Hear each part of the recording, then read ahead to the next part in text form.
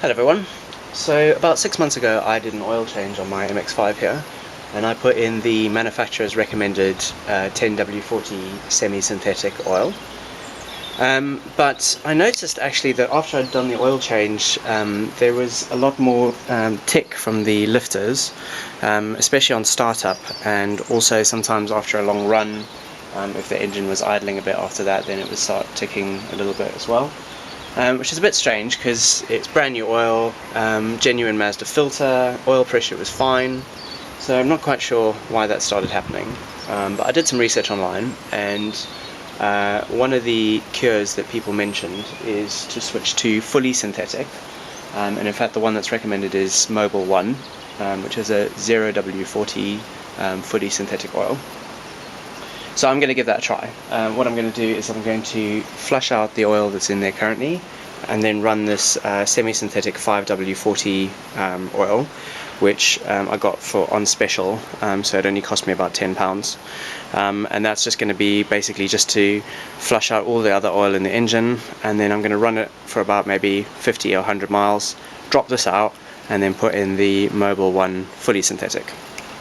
So when you do an engine flush, there's kind of two ways that you can go about it. You can either do what I'm doing, which is to use a temporary oil, and then flush that out and then put in the new oil, or you can use an engine flush additive, which what you do is you just basically put that into the engine with the current oil, you run it for a couple of minutes, and then you drop all of that out, and then you put your new oil in, and that's supposed to basically flush out any sort of stuck sludge or particles that are in the engine. The reason that I haven't gone that route is because a lot of people kind of tend to believe that in fact you can actually end up doing more damage to your engine than good, because in the time that the engine flush is in there, you're running your engine with insufficient lubrication. Which makes a lot of sense to me. I don't really see that would do your engine any good at all. So I'm not going to go that route. I'm going to go the safer route, which is to use a temporary engine oil and just run that for like 100 miles. Modern oil has all sorts of detergents and stuff in it, so if there is any sludge in the engine, the brand new oil will flush that out. And then what I'll do is drain that out and then put a new filter on, and then the new totally fully synthetic oil. So in the process of doing my research, I kind of had to teach myself a little bit about oil, because actually I didn't really know a huge amount. So I'll kind of relay the basics of kind of what I learned, because it might be useful for other people out there who might be a little bit confused about all the myriad different types of oil that there are on the market. So basically there are two types of modern engine oils that you can get. There is semi-synthetic and fully synthetic. Semi-synthetic oils use a base of mineral oils, which is usually no less than 70% mineral oil. Mineral oil is just crude oil that's taken out of the ground and then basically distilled to get the correct thickness, basically. Synthetic oils are oils which they might have originated as crude oil, but they've been re-engineered completely. So they are basically all the molecules are basically engineered in a laboratory, as opposed to just taken out of the ground and used as they are. So semi-synthetic will have about 30% of these fully synthetic particles that are made in the laboratory, and about 70% natural crude oil that's been distilled to the right formulation. So fully synthetic oil should be 100% fully synthetic man-made particles, and these are better because they have better heat resisting properties, and they also flow better at low temperatures. So what you end up with is an oil that's more stable and changes less due to the temperature. So generally fully synthetic is better than semi-synthetic, but it's more expensive. Unfortunately, there is a complication, which is that a lot of fully synthetic oils are not actually fully synthetic at all. They are actually basically really well engineered semi-synthetics, and there is a lot of legal debate about that, but at the moment oil companies are allowed to call their oils fully synthetic, even though they might contain some stocks of mineral oil. But anyway, in general, synthetic oils will be better than semi-synthetics.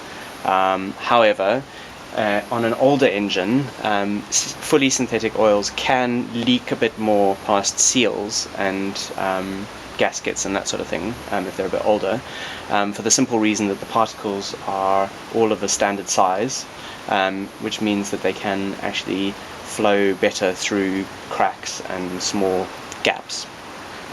But modern synthetic oils do actually have formulations which basically stop that happening. So really, unless you have a very old classic car, a fully synthetic oil will be absolutely fine to use. So then you have your grading markers. So this oil, as you can see, is a 5W40. So basically these relate to the viscosity of the oil, which basically means how sticky it is. So the higher the number, the more sticky it is. The lower the number, the more easily it flows. So you could also say it also relates to how thin the oil is as well. So a lower number will flow more like water, and a higher number will flow more like syrup, basically. So these numbers are basically not a measurement of viscosity as such. They're just a grading marker, and it's a grading which is given by the Society of Automotive Engineers, or the SAE. That's why sometimes you will see oils that say SAE 40, SAE 30, etc. So modern oils take an ordinary base oil and then they have additives added to them to make them behave differently at different temperatures. So if this oil was just a regular mineral oil, it would just have one grading marker, so it might say SAE 40. This relates to how viscous the oil is at 100 degrees Celsius. So at 100 degrees Celsius, this oil is graded at a 40 viscosity. The beginning marker relates to how the oil behaves when it's cold, so therefore at 0 degrees. So this oil behaves the same at 0 degrees as an SAE5 oil, which means that it is thinner at 0 degrees than an SAE40 oil would be at 0 degrees. So basically what this is telling you is this oil has been modified to extend how easily it flows at low temperature. And obviously that's good for your engine, because when you start your engine up on a cold morning, the oil will be pretty close to 0 degrees, and you want that oil to flow easily around the engine so that it lubricates the parts properly and you don't get premature engine wear. On the flip side, when the engine is hot, you don't want the oil to get too thin, because otherwise then it will not protect the parts properly either, and you start to get something which is called shear, which is when the oil gets so thin that the metal parts begin to move against each other without any lubrication at all. So if you just put an SAE5 oil in your car, it might be great when the car's cold, but once it got to operating temperature, that oil would be too thin, and it would damage your engine. So essentially, when you're looking at oils, what you want is a lower number at the beginning and a higher number at the end, because that will give you the greatest amount of cold protection where the oil will flow easily, and then hot protection when the oil doesn't flow too easily to stop protecting your engine properly. So for this particular Mazda, the manufacturers recommend a 10W40 oil. So is it okay to change the grading of the oil? Well, this is where lots of people will give you lots of different stories, but essentially, as long as you stick to the correct number at the end of the oil, so in other words, if your engine is designed to run with a SAE 40 oil or a 10W40 or whatever, you should always try and keep that second number the same, because the majority of the time that you're using your car, you'll be running it at a hot temperature, and you'll want that oil to be at the correct thickness for how that engine has been designed. The beginning number, that's a little bit more variable. You want the oil to be quite thin when it's cold, and bear in mind that even a 0W40 oil, for example, that oil is still going to be thicker when the car is cold than when it's at running temperature. There's no such thing as a linear oil that doesn't change in thickness at all, because that's just how the properties of oil work. So basically, you can get away with dropping the first number down more, because all it's going to mean is that the oil will flow easier around your engine when it's cold, but when it gets up to temperature it will still have the same amount of thickness and lubricating properties as the manufacturer standard. So that's why it's okay for us to change our engine oil to a 0W40, because we're still keeping the second number identical, but we're dropping the first cold number down to try and give the engine more lubrication when it's cold. And hopefully that will solve the problem of the ticky lifters, and also changing to fully synthetic, which has better lubrication properties in general.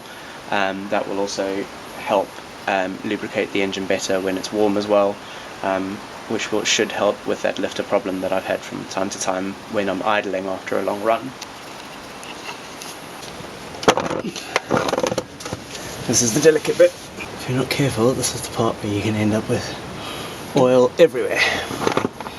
So let's see how well I can do it this time.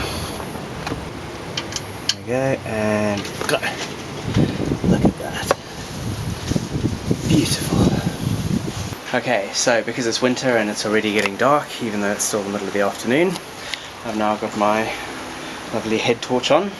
I can thoroughly recommend these, by the way. It's really useful, especially when you're working under the car or in the engine or whatever. It just really helps. Okay, so I have now drained the oil and put the sump plug back in. So now I'm just going to put some new oil into the engine here. And this is our temporary oil that we're going to run for about 100 miles or so, just to kind of get it to settle in. Oh, that's annoying. It doesn't go into the hole properly. I'm sure it did last time. There we go. Okay, I've now poured in most of the oil, but I've left about a litre short, because we haven't changed the oil filter, so obviously there'll still be oil residing in that.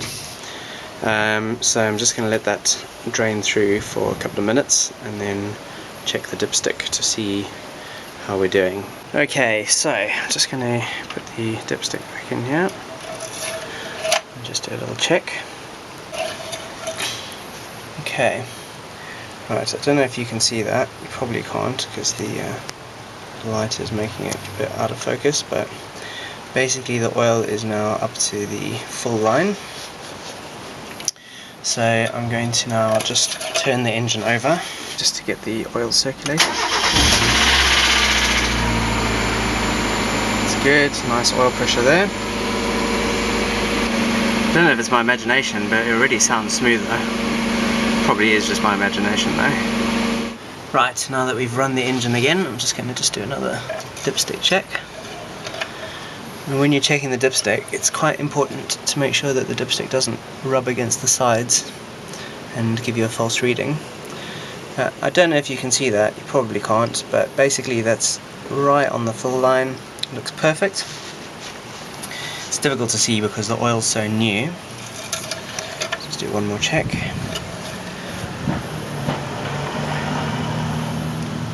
Yeah, that's perfect. Okay, so I'm going to leave it like that, and then I will check it again after a couple of days. Right, so it's now a couple of weeks later. I've been driving the car with the temporary oil in it, actually for a little longer than I anticipated, because the mileage now is about 500 miles more than it was when I put the oil in, but that's okay. It's enough time for the oil to fully circulate around the engine and mix with the old oil, and hopefully clear out any deposits or anything that might have been accumulating as well. So I'm just going to drop the oil now and also fit a new oil filter, which you can see down in the back there. Okay, so as you can see I have made a bit of a mess here, but it actually allows me to demonstrate something quite interesting, which is that this oil is pretty warm. It's about body temperature, and if you look at it, it's actually really quite thin. Not much thicker than water really. I mean, probably a little thicker, but it's definitely not got the consistency of the oil that you put in fresh out of the can. So this shows you how much thinner the oil is when it gets hot.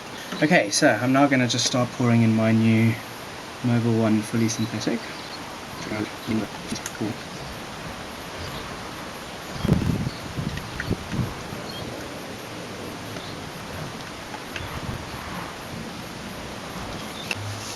Okay, so the oil is now showing as full on the dipstick.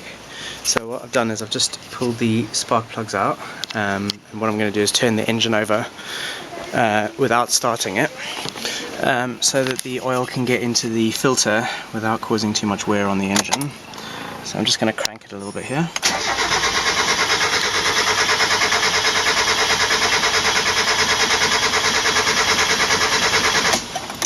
Okay, that should do.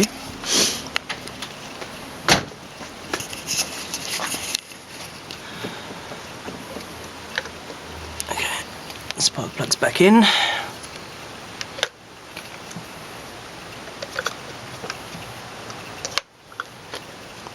And now when we turn it over, it shouldn't have too much oil to flow into the oil filter.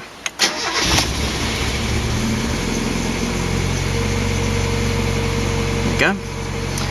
Nice oil pressure from the start. The reason it ran a bit rough is because there was a bit of fuel in the cylinders from when I was cranking it. Okay, so oil's all topped up again, so let's just give her a little... Oh, so nice and smooth.